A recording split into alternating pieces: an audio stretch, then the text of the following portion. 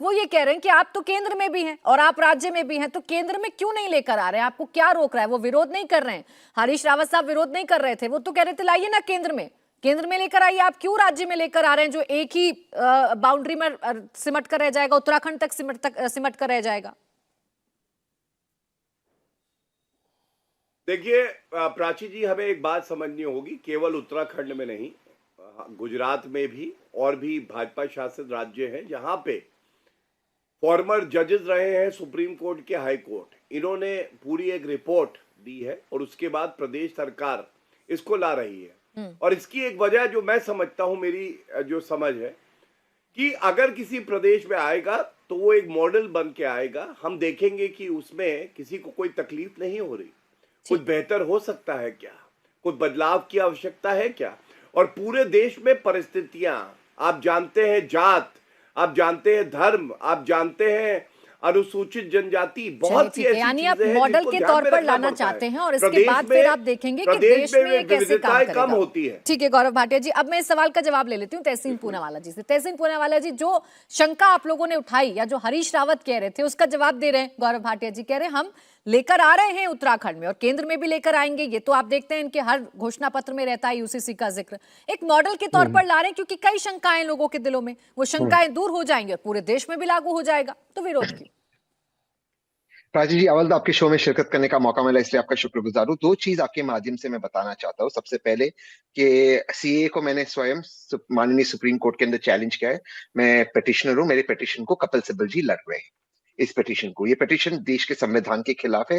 बाबा साहेब आम्बेडकर ने जो एनविसाज किया बिल्कुल नहीं है। और मैं उसके आपको वजह बताता हूँ, उत्तराखंड पे मैं बाद में आता हूँ। लेकिन जो गौरव भाई ने दो चीज कहा है, एक मॉडल की तरह लाना चाहते हैं और स्टेट में अगर हम उसको लागू कर सकते हैं, उसके लिए दो चीज बता दो, फिर मैं उसको ये अनकॉन्स्टिट्यूशनल क्यों वो बताता हूँ। एक तो भारत के अंदर, पूरे हमारे यूनियन ऑफ इंडिया यानी कि भारत देश के अंदर यूसीसी ऑलरेडी लागू है प्राची जी, अंडर स्पेशल मैरिज एक्ट। उस एक्ट के तहत मैंने शादी की है। मेरी पत्नी हिंदू है, मैं एथिस्ट हूं, लेकिन मुसलमान मम्मी है। Special marriage act Jammu and Kashmir से लेके कन्याकुमारी, नागालैंड से लेके गुजरात तक लागू होता है। एक कानून शादी, डिवोर्स, मेंटेनेंस, तलाक, बच्चे, अडॉप्शन, सबके लिए UCC special marriage act already लागू है। सेकेंड चीज, गोवा के अंदर यूसीसी है। यूसीसी को एक्चुअली हम उसको गोवा में हम यूसीसी नहीं कहना चाहिए, गोवा सिविल एक्ट कहना चाहिए, बट यूसीसी मान ले। उस सिविल एक्ट के अंदर प्राची जी इस बात पर गौर फरमाइए, गोवा के अंदर जो स्पेशल मैरिज जो यूसीसी है, एक हिंदू मर्द अगर उसकी बेटी और बेटा नहीं होता 30 साल की उम्र तक, वो दूसरी शादी कर सकता है। ये गोवा के अंदर वर्तमान के अंदर।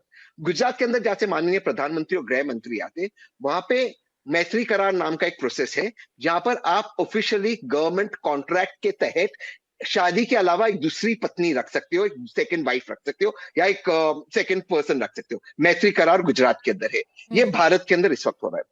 तो ये चीजों को, ये बात इस पर बात नहीं करेंगे।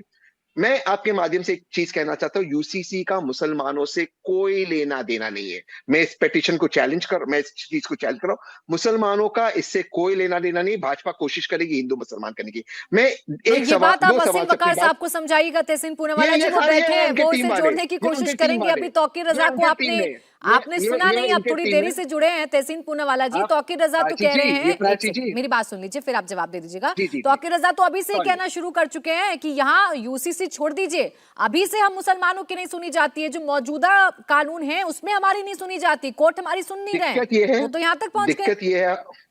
दिक्कत ये है प्राची जी हमारे मुल्क के अंदर, कि जो लोग अपने आप को मुसलमान के रिप्रेजेंटेटिव्स मानते, वो या तो भाजपा की मदद करते या तो उन्होंने पढ़ा नहीं। यूसीसी का मुसलमानों से कोई लेना देना नहीं। मैं बड़ी जिम्मेदारी से कह रहा हूं, सबसे ज्यादा कम उम्र की बच्चों की शादी, यानी हिंदू लड़कियां, मुसलमान लड़कियां, हिंदुओं की ज्यादा होती है। सबसे ज्यादा दो पत्नियां, तो यही तो सब खत्म करना है ना तहसीन पूनावाला जी। ये कुरीति चाहे मुसलमान में हो, मुसलमान धर्म में हो, चाहे ये हिंदू धर्म में हो, चाहे ईसाई धर्म में हो, यही तो खत्म करने की बात कर रही। बात आपकी शंकाओं की, एक छोटा जवाब दे दीजिए गौरव भाटिया जी इस पर। तहसीन पूनावाला जी पॉइंटेड सवाल आपसे पूछ रहे हैं कि इन सब चीजों को कैसे खत्म करिएगा। देखिए ऐसा है, तहसीन ने जो आपके समक्ष अपनी बात रखी उसमें विरोधाभास है, और मैं आपको बताता हूं क्यों। कानून के ज्ञाता जरूर है, लेकिन क्योंकि पेशे से अधिवक्ता नहीं है इसलिए ये पकड़ नहीं पाए। स्पेशल मैरिज एक्ट ये नहीं सुनिश्चित करता है कि बहु विवाह जो है वो रुक जाएगा। स्पेशल मैरिज एक्ट केवल ये सुनिश्चित करता है कि दो नागरिक जो है वो अगर प्लीज प्लीज बीच में मत बोलिए। हाँ, बट आपने पर्सनल टिप्पणी की, आप गलत कह रहे हो, तो मुझे रिबटल का मुझे मौका देना प्लीज प्राची जी। आप प्लीज मैं अपनी बात नहीं, प्राची जी ये गलत बात है। एक सेकंड, हाँ, आप प्लीज बोलिए, मैं आपको कोई बात नहीं, मैं गलत ही, मुझे रिबटल का मौका दीजिए जी। आप ले लीजिएगा अपना मौका, इतना ज्यादा भड़क क्यों रहे हैं? बोलिए बोलिए गौरव भाटी। बारी आएगी मेरे बड़े भाई, बिल्कुल नहीं भड़क रहा हूं। हाँ, देखिए ऐसा है प्राची जी, हमें समझना होगा जब बहु विवाह होता है तो वो संविधान के तहत नहीं माना जा सकता है, उसको स्पेशल मैरिज एक्ट से नहीं रोका जाएगा। जब आप यूनिफॉर्म सिविल कोड लाएंगे तो चाहे वो एडॉप्शन की बात हो, चाहे वो मेंटेनेंस की बात हो, चाहे वो विवाह की बात हो, इस सब क्षेत्र को आप कवर करेंगे।